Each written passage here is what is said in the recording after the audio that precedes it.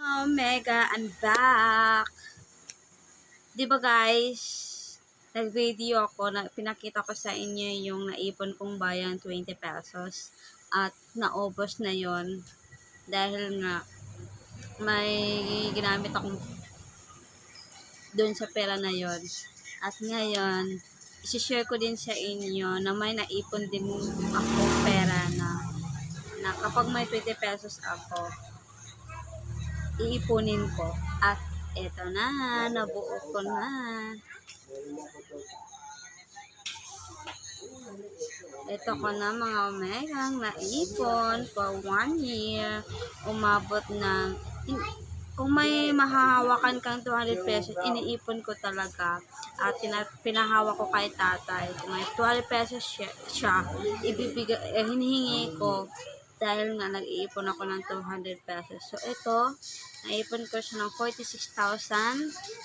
Tapos, ito ay gagamitin ko sa pag-uwi ko ng Bohol bakasyon. Hindi na ako bibigyan ng pera ni tatay na allowance para sa bakasyon. So, ito na ang gagamitin ko.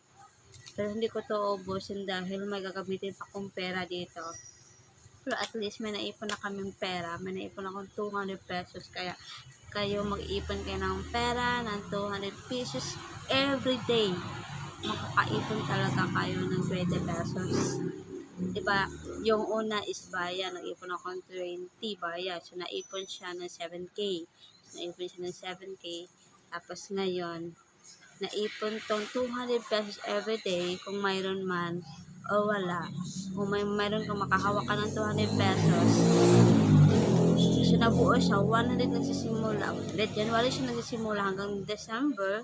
So, share ko na to dahil gagamitin ko na to sa Sabado, pamasahe. So, ito na, babudget ko siya sa pag-uwi ko. Itong perang ito. Hindi ko to ubos, hindi may gagamitin pa akong perang ito. At, syaka, additional, may taging monthly ako. Salary bonus. So, malaki. Ito ang sinishare ko sa inyo lang. Huwag muna yung taging monthly. Dahil nga, personal ko yon dahil trabaho ko yon pero ito, sinishare ko to dahil baka may inspire kayo na dapat mag-ipon din kayo kahit anong bayaw o 10 pesos pa yan. Ako, iniisip ko yung 20 pesos araw-araw kung may 20 coins ako. So, inulo ko sa may talagyan ng bayad. Tapos, alkansya. Tapos, ito naman, hinulo ko yung mga papel. So, akala niyo wala akong papel na iniipon. Meron din. So, dito, tutulungan lang niya tatay ako makaipon ng 200 pwede ko magasto. So, siyang naghawak dito. At ako naman nagbibigay. Siya din. Meron din kitatay dito. Pero, pinapalitan ko naman yan. Para may makaipon ako ng 200. Thank you so much. Ito ang blessings ko na ipon kong pera. And guys, nishare ko lang na dapat talaga, masarap talaga kung may ipon talaga kayo. Na kahit magkano, basta pagdating ng December, malaki na yung naipon nyo guys. Kaya ito.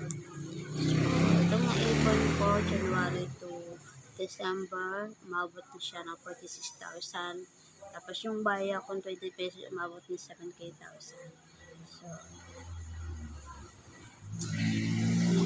So, kung gusto niyo ma-inspire na mag-ipon talaga kayo, ipon talaga kayo. Talagang ang sarap makahawak na naipon mong pera na simula January to December, 1 year po, buong. Share ko lang. I love you guys. Thank you for watching. Sinishare ko lang ito sa inyo. Huwag na lang itong ano. So, ito na pamasahe ko. Bakasyon ko. Ito yung allowance ko. Pauwi ko ng Bohol. Kung anong gagastos namin doon, ito ay babawasan ko. Pero gagamitin ko din ito sa allowance ko. Pauwi ko ng January. Dahil nga, wala na akong pera. O hindi ka mag-iwan ng pera sa January. So, thank you, tatay, sa pagtago nito. Pag-share ng 200 pesos natin ko natin. Kung hindi mo ito hinawakan, wala talaga akong ipon. So, dahil ikaw ang nagtago, ikaw ang humawak, ikaw ang nagtago talaga. So, ito guys. So, guys.